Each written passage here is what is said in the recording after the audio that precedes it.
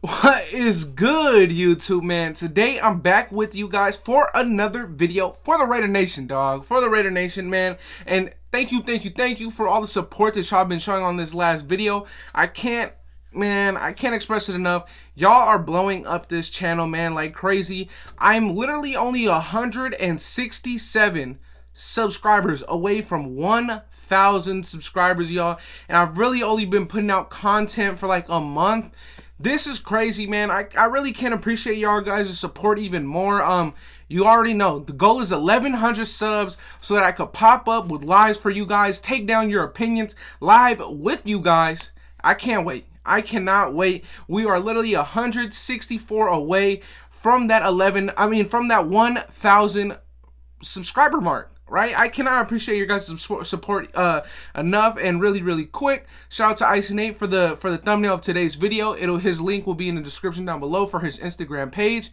But let's get into it, man. So, like you saw in the thumbnail and in the title, I'm going to be giving you guys some options that I think that are really true options at 17. I'm not going to be talking about a Jamar Chase, a Devontae Smith. I won't even be mentioning Kyle Pitts because in all honesty, if he's there, you take him because of how talented he is. But let's be honest, he's not making it past 12 with the Eagles. He's going to be like 12 the latest, right? Kyle Pitts is one of those guys, but let's get into it, man. One guy that I didn't get a lot of I got a lot of messages about Micah Parsons in my last video when I was talking about the linebackers of the future, right? I really do think that Micah Parsons is the best linebacker in this class, right? I really do. And this is a rare occasion that in this year, the first defensive player off the board is going to be at pick 10, right? That's a rare occasion. You usually see a pick at a defensive player at pick 2, a star defensive end. This is a rare occasion that this year the best defensive players are going to be going after pick 10 or pick 9. That's a rare occasion, but guess what? That falls in the Raiders' favor. Now, let's talk about it. So, now that we're on the topic of Micah Parsons, I'm going to put my 2 cents in, right? If Micah Parsons is there at 17, in my opinion, in all honesty, you do grab him. Micah Parsons is a generational type of talent, in my opinion. He can play linebacker, he can play outside linebacker, he can play middle linebacker, he can even rush off the edge if you need him to. But where he excels the most is when you allow him to blitz just straight up through the middle. He was a defensive end when he came into Penn State his freshman year, but he had so much crazy talent that they said, you know what, we can use you as a linebacker. So the good thing is that with him is that when he's rushing the quarterback on a blitz from the middle of in the middle linebacker position is that he has so much good hand movement, hand moves when he's rushing the passer as a blitzing linebacker that he's very effective, right? I really like Micah Parsons a lot. He is a very good player. He can cover as well, man. He can cover freakishly, man. He shouldn't be able to cover how he can, right? I really do like Micah Parsons. My only knock on him is one, his character concerns, but that was I think 3 years ago. 2, I just feel like in our system, where our system is heading, we wouldn't be able to use Parsons the way that he would be able to be used at his max potential with another team, right? Like last year, we saw Isaiah Simmons go to the Cardinals, and Isaiah Simmons didn't play a lot. They didn't know how to use him. I feel like, in all honesty, that we would kind of be studying the growth of Micah Parsons, or we can evolve our defense around him, right? He could be that kind of a game changer, but I want to get into the next player because Micah Parsons at 17, if he's there, you grab him, in my opinion. Now, let's talk about another guy who I really think he's our guy at 17. There's a lot of reports that, guess what? We're looking for a defensive back in the first round. There's a lot of reports from people who write articles for the Raiders that have really close people and insiders that work inside of the building of that Raiders facility that are saying that the Raiders are interested and are looking forward to getting a defensive back in the first round. I am honestly not surprised. I actually wanted that. I wanted us to go after and get our safety of the future in the first, because if we're being honest, the safety class is nowhere near as stacked as the tackle class is. Yes, you're going to get a better tackle in the first round than you would in the second, but guess what? We have one of the best, if not the best, lineman coaches in the NFL when it comes to that offensive lineman position. So I'd much rather get a nice Trayvon Murry, who is who I will be talking about right now. Trayvon Murry, right? He's looking like he might be our lock at 17, in all honesty. I know that Richie Grant just had this monstrous pro day, and one of our defensive staff members was actually running Richie Grant's pro day. But on the topic of Trayvon Murry, it's honestly looking like he's our lock. He is exactly what this defense needs. Trayvon Murry is a true deep high safety. He is a true middle of the park guy. He's sideline to sideline. He can cover, man. He's a true back end guy. I mean, you look at what he did with TCU. He got it all. My only knock on him is not his coverage, it's not his size, it's not his speed, but it's the way that he throws his body into tackles, right? I know that we love Jonathan Abram for the way that he's so willing to just throw his body out there on the line with for tackles, right? And I find a lot of that with Trayvon Murry, right? He is not afraid to tackle, which is great. I love that.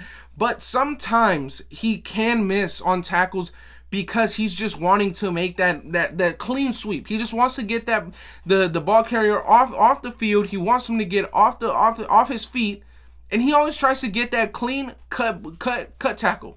And a lot of times it works, right? Like 80% of the times, Trayvon Murry has almost mastered that, but a lot of the times it's an easy tackle to evade. But thankfully, he's our back end safety. He will be covering most of the time. He will never really be in the box. His size doesn't allow him to be in the box.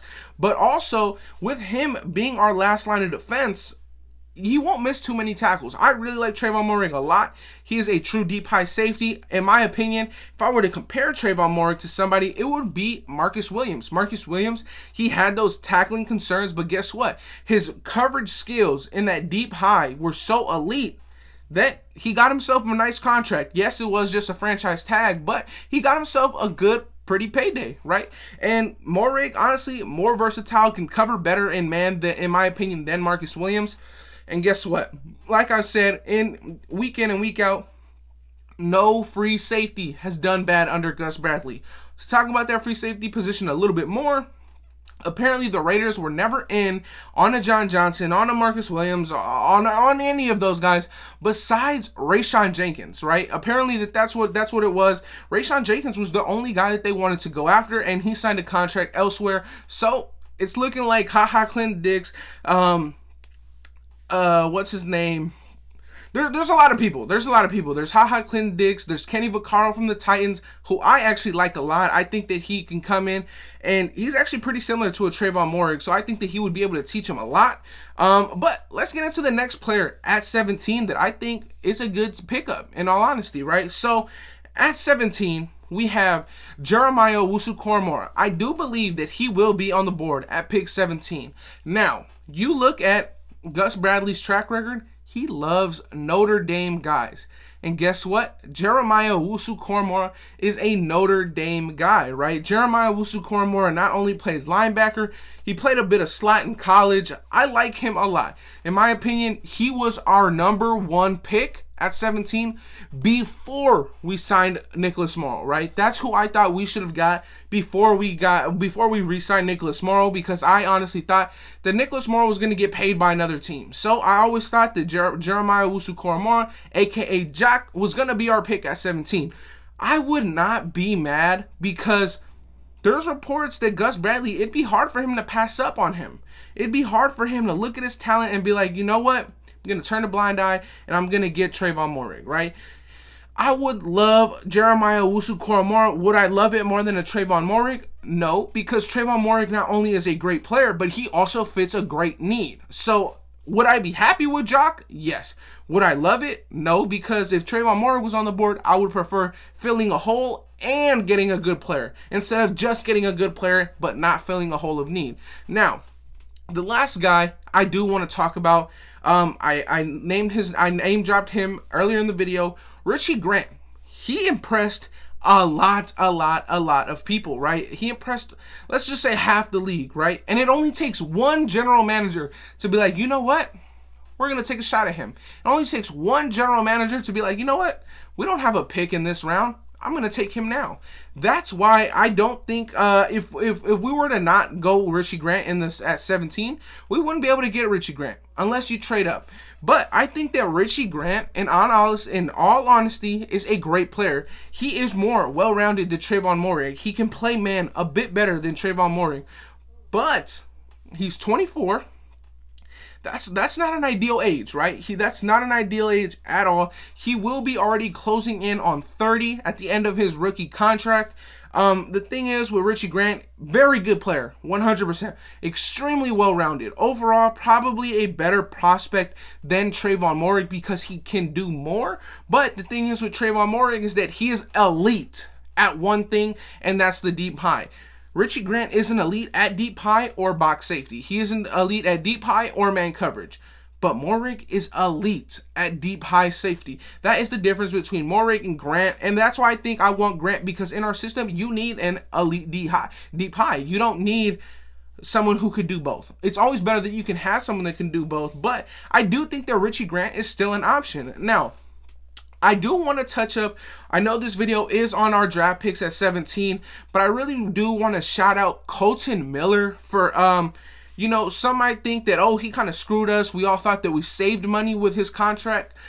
We actually didn't, but we didn't save money this year. So what he did, which I think is really great by him, is that instead of him getting an $18 million per year at the end of his contract, he actually took $9 million this year, so that he's really at the most in 1 year only ever going to get $13.5 million. The most he's going to get, his contract really is a $12 million contract throughout the years now, because of what he did this year. Instead of taking two, he took $9 million, and that helps us in the future. You look at it in 2024, his contract is going to be pennies. By then, the salary cap is going to be through the roof, and he's going to be playing like an elite top tier tackle for $12 million. I mean, I take it. I take it all day, any day of the week. He is preparing the Raiders for the future, and I love that. Also, with that contract, yes, this year, it does knock our cap down to $2 million, but, hey, man, rebuilds aren't done overnight, right? Teams aren't done overnight. He's preparing for the future, and in all honesty, I like it. I like the fact that he did that. I would have liked it either way, because he does deserve $18 million regardless, but I would have liked it either way. Now, was there any of these prospects that I think would have been a far-fetched or a reach in the prospects that I spoke about? I think that Richie Grant would be a reach at 17, 110%. Would I think Murry would be a reach? Not at all. Parsons? Not at all. It's a steal. Jeremiah Owusu-Koramoah, I wouldn't say it's a steal or a reach. I actually think that pick 17 is a sweet spot for Jeremiah Owusu-Koramoah. I think that if we don't get him, Miami right behind us will get him, and if they don't, I really think that the Washington football team would. But let me know what you guys think in the comment section down below. Let me know if there was other prospects that I really only wanted to touch up on defensive prospects, because that's the way that it looks like it's going. That's the trend that we're going in through all the reports, through all the insider news that we're getting as of lately. I really think that we're going defense in the first round, and I think that Murry is our guy. I really think that Murry is our guy. I do think that he'll be there unless the Cowboys do some crazy stuff. I really think that the Cowboys are the only competition for Trayvon Murry, but the Cowboys have other needs. They have corner to address. They have a bunch of other things that they need to address before free safety. They did also bring in more safety. So let me know what you guys think in the comment section down below. Let me know if I should do one with offensive picks at 17. I really don't like any offensive picks at 17, but let me know what other kind of videos you guys would like to see, man. I kind of jumbled in a bit of the news today and this video at the same time, which I'm happy to do so, right? So let me know what you guys think in the comment section down below. Like, comment, and subscribe. Always comment in the comment section down below. I always read your guys' comments. I always try and reply to as many of them as I can. You know, I do work, so I can't be replying to your guys' comments at work. But like I said, like, comment, and subscribe if you can. But that'll be it for today, Raider Nation. I'm out. Peace.